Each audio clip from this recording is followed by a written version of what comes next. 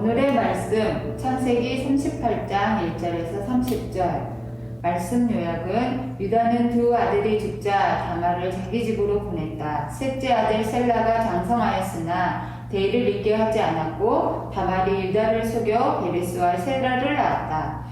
선택한 말씀은 창세기 38장 1절 말씀. 그 후에 유다가 자기 형제들로부터 떠나 내려가서 아둘람 사람 히라와 가까이 하니라. 나에게 주시는 말씀. 유다는 형제들을 떠나 아둘람 사람 히라를 만나면서 하나님을 떠난 생활을 시작되었다. 그러면서 두 아들이 죽었으나 깨닫지 못하고 다말의 사건으로 유다가 자신의 죄를 깨닫게 된다. 지금 나의 모습을 돌아보니 나도 하나님을 멀리 떠난 생활을 하고 있는 것 같다. 실시간 영상 예배를 드리면서 수요 예배와 금요철의 예배를 드리지 않고 있다. 이것도 죄임을 깨닫게 하신다. 나에게 예배의 중요성과 소중함을 일깨워주는 것 같다. 적용과 기도. 주님, 코로나19로 모두가 어렵고 힘들지만 지금 이때 더욱 주님을 찾고 하나님의 말씀을 가까이 하며 기도하는 생활을 하겠습니다. 아멘. 아멘. 네, 저는 선택할 말씀은 창세기 38장 14절입니다. 그가 그 가부의 의복을 벗고 너울로 얼굴을 가리고 몸은 휩싸고 딥나 길결 에나임 문에 앉으니 이는 셀라가 장성함은 보았어도 자기를 그의 아내로 주지 않음으로 말미 않음이라. 저에게 주시는 말씀은 저는 선택할 말씀 후면을 통해서 다말의 마음과 심정을 들여다보고 싶었습니다. 다말은 유다에게 어떤 마음을 표현하고 싶었던 것이며 배신감이 들었을 것이고 복수심도 생기고 억울함도 있었을 것 같다. 하지만 다말의 속임수가 이 선택이 옳은 것인가를 다시 한번 생각하게 되었고, 다말의 속임수가 하나님 앞에 정당화가 될 수 있었을까 하는 생각이 들었습니다. 유대에게 본인의 마음을 전달할 방법은 이것뿐이었을까? 속임수가 아닌 하나님의 뜻을 구하고 좀 더 나은 방법으로 억울함을 표현했으면 좋았겠다는 생각이 들었습니다. 적용과 기도. 사람들 앞에 만만해 보이기 싫고 억울함이 생기지 않기 위해 또한 속임을 당하기 싫어서 오히려 내가 거짓과 속임수로 그 순간을 합리화시키고 정당화시켰던 것에 주님 앞에 고백하며 회개합니다. 거짓과 속임수가 아닌 하나님이 그 순간의 행동과 생각에 개입하셔서 지혜를 주시고 하나님 자녀다운 모습으로 헤쳐나가게 하시며 모든 생활 속에서 진실한 사람과의 만남을 주시고 개인주의 이기적인 모습이 아닌 사랑과 배려와 어려운 이웃을 돌보는 모습으로 살며 이러한 이웃들이 많아지게 하여 주시옵소서. 예수님의 이름으로 기도하였습니다. 아멘. 네, 우리 두 사람이서 같이 나누는 큐티를 같이 이렇게 보여주었습니다. 우리 큐티는 개인적으로 큐티를 하고 또 이렇게 둘이서 또 이제 셋, 넷이서 같이 이렇게 나눌 수가 있습니다. 앞으로 우리가 이렇게 같이 만나서 예배를 드리고 같이 모여서 예배 드릴 수 없는 상황에서 서로의 큐티 말씀을 묵상하는 이 시간이 앞으로 우리의 영성 관리에 경건의 시간을 갖는 그런 차원에서 중요한 대안이 될 것이다 이렇게 생각이 됩니다. 아무쪼록 우리 같이 큐티를 하면서 또 이 큐티를 같이 믿음의 동료들과 같이 나누고 서로 그런 가운데서 영적으로 주님께로 가까이 나아갈 수 있는 우리 모두가 될 수 있기를 주님의 이름으로 축복합니다. 우리가 하나님 말씀을 큐티하기 위해서 준비 기도를 합니다. 이제 그 준비 기도할 때 모든 것을 다 내려놓는다 했습니다. 그리고 이제 성경 말씀을 읽습니다. 편견 없이 그날 나에게 주어지는 말씀을 이제 묵상하기 위해서 읽습니다. 그리고 이제 그 말씀을 이제 묵상에 들어갑니다. 그 묵상하는 데 있어서 일반적인 질문과 영적인 질문이 주어진다 했습니다. 그래서 그 말씀을 읽어가면서 또 다시 반복해서 읽고 그 말씀을 이제 질문을 던지면서 육하 원칙이든 또 예수님이 누구신지 하나님이 어떤 분이신지 또 어떠한 말씀을 나에게 주시는지 우리가 이제 하나하나 생각을 하면서 이제 묵상을 하게 됩니다. 이 묵상은 말씀 한 구절 한 구절 또 단어 우리가 살펴보면서 그 하나님 말씀의 씨앗을 뿌리는 그런 뿌리는 일입니다. 그래서 이 씨앗을 뿌리면 그 싹이 생기듯이 싹을 만들기 위한 작업입니다. 이제 앞으로 30배, 60배, 100배의 그 결실을 기대하는 마음에서 우리 마음밭에 씨앗을 뿌리는 이 일은 너무나 중요합니다. 그래서 말씀을 읽어서 그 음식을 씹고 넘깁니다. 이게 묵상이죠. 그래서 묵상이란 이제 삶의 적용에서 나눔까지 나아가야 합니다. 이제 소화 흡수를 해서 그것이 능력이 돼야 한다는 것입니다. 먹기만 하면 비만증이 걸리죠. 그래서 이 소화 흡수시키는 일과 함께 내 삶의 능력이 되게 해야 한다. 그렇지 않으면 열매가 맺힐 수 없습니다. 그래서 소화를 하지 못한 음식은 뭐 다 그대로 나오죠. 오늘 우리가 읽은 산상수훈의 말씀 너무나 귀중한 말씀이죠. 예수님께서 산상수훈의 말씀을 선포하시고 나서 마지막 결론으로 주신 거예요. 누구든지 나의 이 말을 듣고 행하는 자는 그 집을 반석 위에 지은 지혜로운 사람 같으니. 하나님의 말씀을 듣고 또 지켜 행하는 이 일을 위해서 우리가 이제 말씀을 적용한다. 그래서 하나님의 말씀, 이 말씀을 큐티하는 데 있어서 우리가 그 큐티의 힘은 바로 묵상하고 나서 적용하는 데 있습니다. 큐티를 참 오래 했다고 하는데, 말씀 큐티를 오래 했다고 하는데 막상 하나님과 동행하는 삶이 보이질 않아요. 분명히 알기로는 그 정도 큐티했으면 하나님의 경향성이 또 하나님의 성품이 아주 정말 풍부할 텐데도 살아가는 모습에서는 똑같아요. 세상의 염려, 살아가는 방식, 자기 중심적인 방법, 보이는 것 가지고 살아가려고 하는 모습. 어떻게 보면 저 사람이 어떻게 큐티를 오랫동안 그렇게 했다고 할 수 있을까? 그게 의심이 갈 정도라는 것이죠. 이 이유가 다른 데 있지 않다는 거예요. 바로 그분의 그 큐티 노트에서 살펴보게 되면 바로 이 적용 부분에서 너무나 추상적이고 막연한 그런 적용들을 해왔다는 것입니다. 습관적인 적용이죠. 우리가 적용이라고 하는 것도 그냥 이 습관적으로 오늘 기도하는 마음으로 살아가야 되겠다. 정직한 영을 새롭게 하소서. 뭐 이런 식이죠. 내 마음에 샘솟는 그런 하나님 말씀을 내 품고 오늘 살아가야 되겠다.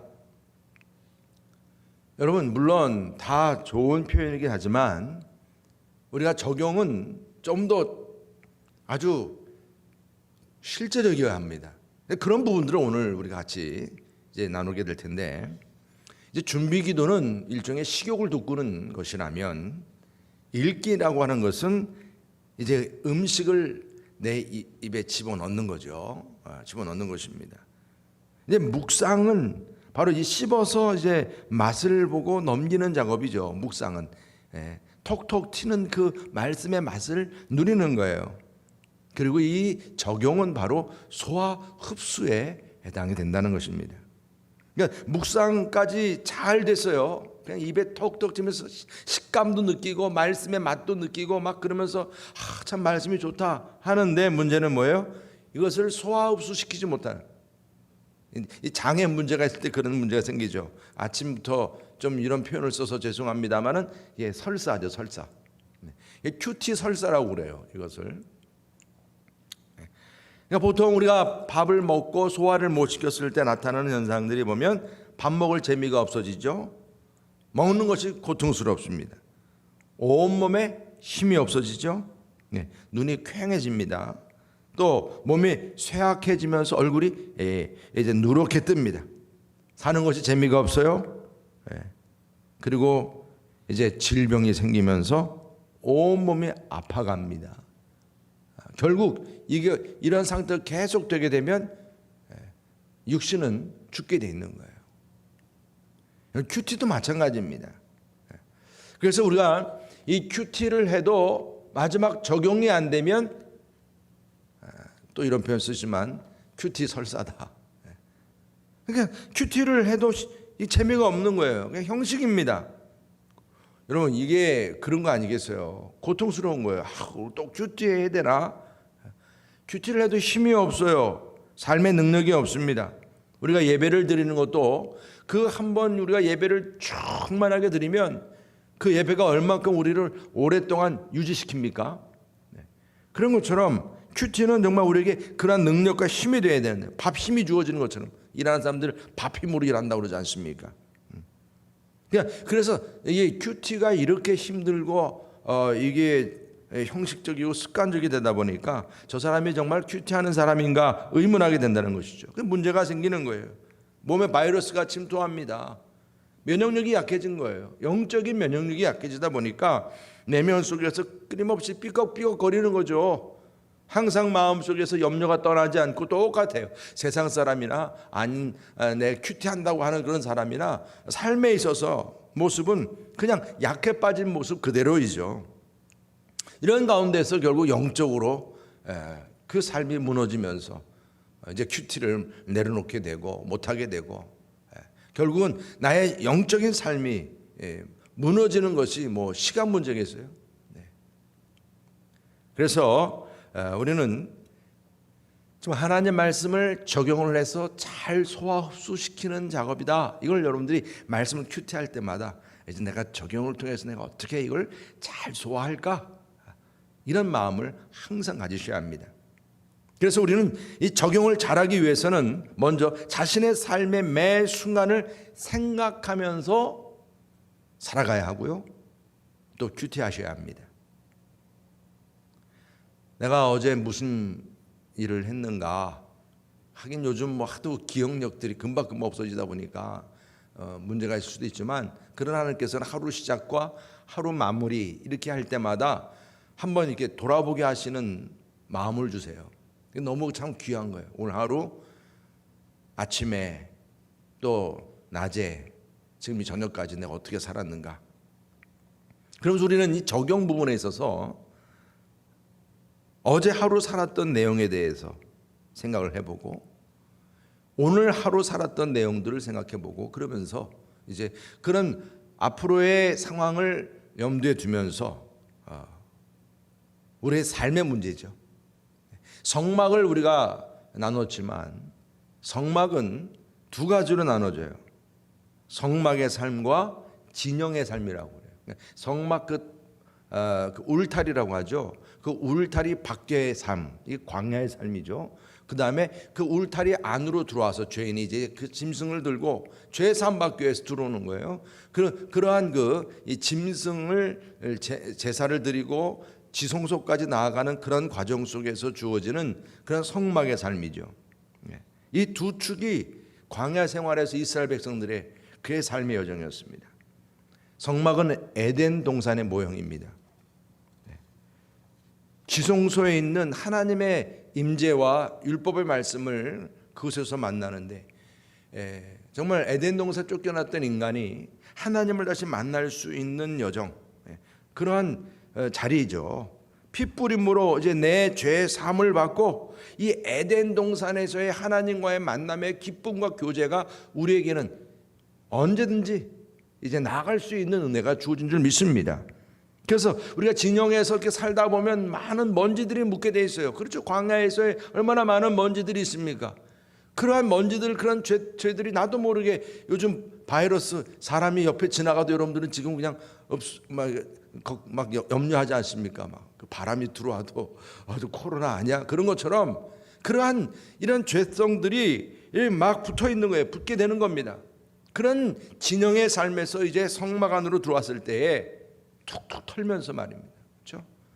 마치 성수를 바르고 들어가죠. 지금도 캐톨릭은. 우리가 주님의 성수 앞에 나갈 때 그 구별된 삶을 통해서 내가 주님을 만나는 그 자리, 우리는 이게 바로 큐티의 그 자리예요. 우리가 하나님 말씀 펼쳐놓고 이제 큐티하겠다 할 때 내가 이 진영에서 이렇게 살았던 모습을 다시 한번 돌이키면서 하나님의 말씀 안에서 내가 거룩한 산제사가 되도록 말입니다. 그런 결단이 있는 자리가 바로 이 큐티의 자리고 적용의 자리입니다. 주님, 내가 이젠 진영으로 다시 나갈 텐데 내 삶 속에서 주님 말씀 안에서 이것이 그대로 잘 이루어지게 주옵소서. 그래서 이 큐티는 처음부터 끝까지 성령의 인도죠. 우리 세 번째, 우리 성령의 인도를 구해야 합니다. 적용을 위해서는 그래서 우리가 처음 준비 기도 때부터 끊임없이 우리가 이 성막의 제사장, 그 제사장이 제사를 할 때는 끊임없이 지성소까지 기도하면서 결정적으로 지성소 들어갈 때는 그 향단에 향을 들고 들어가죠. 이 향은 성도들의 기도라. 우리는 끊임없이 우리 안에 있는 고정관념에 방해를 받습니다. 내가 너무 잘 알고 있다라고 하는 거라든가, 아니면 웬만한 것들은 다 괜찮아라고 하는 이런 여러 가지 고정관념들, 이게 성령의 인도하심을 방해합니다. 준비기도 또 묵상하면서 주님 앞에 내가 이제 그 말씀을 맛보는 그런 모든 일들 다 이것을 방해합니다. 이 고정관념이. 그래서 준비기도 때부터 우리는 번제단 제 기도를 드린다고 그랬죠. 다 내려놓아야 돼요. 자신을 쪼개야 되는 거예요. 거듭폈던 목도 잘라내고 팔, 다리 다 잘라내는 거죠. 그냥 엎드려 자복하는 마음으로 나의 모든 개인적인 생각을 다 내려놓는 그러한 나 자신이 주님 앞에 다 쪼개는 그러한 기도를 했다면 이 묵상에 적용해서도 겸손하게 자신을 낮추면서 성령님의 도우심을 바라셔야 되는 거예요. 성령님께서 이 말씀을 잘 묵상하고 또 이 말씀 안에서 내가 이제 진영에 나가 살 때에 잘 살아갈 수 있도록 실천할 수 있도록 성령님의 도우심을 바라면서 하나님의 말씀을 이제 적용해 나가야 합니다. 그래서 이 적용을 위한 구체적인 가이드가 있어요. 이 가이드는 먼저 이 적용에서는 어제 삶에 대한 회개가 먼저 포함이 됩니다. 왜냐하면 완벽한 하루는 없거든요. 그러니까 내가 이 말씀을 통해서 어제의 삶을 비추어 보는 겁니다. 말씀은 거울 아니겠습니까? 나를 비춰보는 거울이죠. 하나님과의 관계성, 내 몸에 붙어있는 많은 먼지들, 멍에, 이걸 벗어버리는 작업이죠.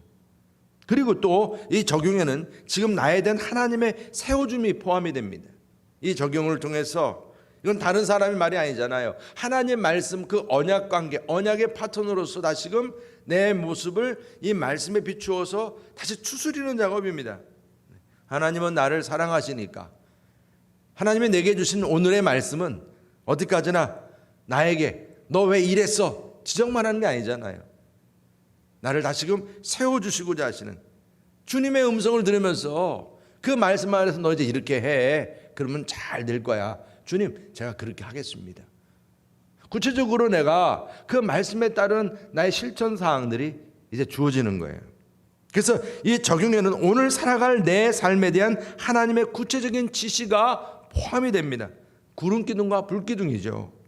그러니까 우리가 이 큐티가 이 말씀 안에서 내 삶에 얼마나 큰 위기고, 여러분 개인적인 삶 속에서 지금 우리가 이렇게 팬데믹 상황에서요, 누구 못 만난다고 그래가지고 여러분들이 염려하는 거 이전에 먼저 하나님과의 만남 속에서 주어지는 이런 구름 기둥과 불 기둥을 맛보는 것이야말로 얼마나 귀한지 모릅니다. 여러분, 우리가 이 큐티를 통해서 하나님의 인도하심을 받는다는 거죠. 물론 이것이 또 여러분들에게 어떤 강박관념이 될 수는 없어요. 이것 때문에 또 어떤 노이로제 들라고 제가 여러분들에게 또 그러한 길을 안내하는 건 절대로 아닙니다. 왜냐하면 구름이 있을 때 인도함 받는다는 것은 내가 오늘 또 무슨 인도함을 받아야 되나 이런 노이로제 들지 말라는 거예요. 여러분, 우리가 그 구름 기둥이요 1년 동안 머무를 때도 있었어요. 그러니까 뭐냐면 이건 움직이지 않게끔 할 때도 있어요. 말 그대로 뭐 율법을 받을 때라든가 또 이 지능에 있는 많은 사람들끼리 서로 교제를 나누고 그래야 될 때라든가 구름 기둥이 머물러 있는 거예요. 여러분, 우리는 하나님의 말씀을 묵상하면서 어떤 때는 물론 이렇게 막 뭔가를 해야 된다고 하는 생각 속에서 마르다처럼 그렇게 생각할 수도 있지만 우리는 하나님의 말씀 주님의 발 아래서 말씀을 사모하면서 마리아처럼 그냥 말씀을 사모하는 그런 시간을 가질 수도 있어요. 묵상하고 읽고 그냥 그렇게 말씀만 그냥 좋아서 붙잡고 있을 수도 있는 거죠. 제가 여러분들 그 적용이 사실은 쉽지가 않아요. 저도 뭐 항상 이 큐티 하면서 살아간다고 하지만 이게 하나의 강박관념을 오게 되면 정말 이 큐티가 이게 설사할 수도 있어요.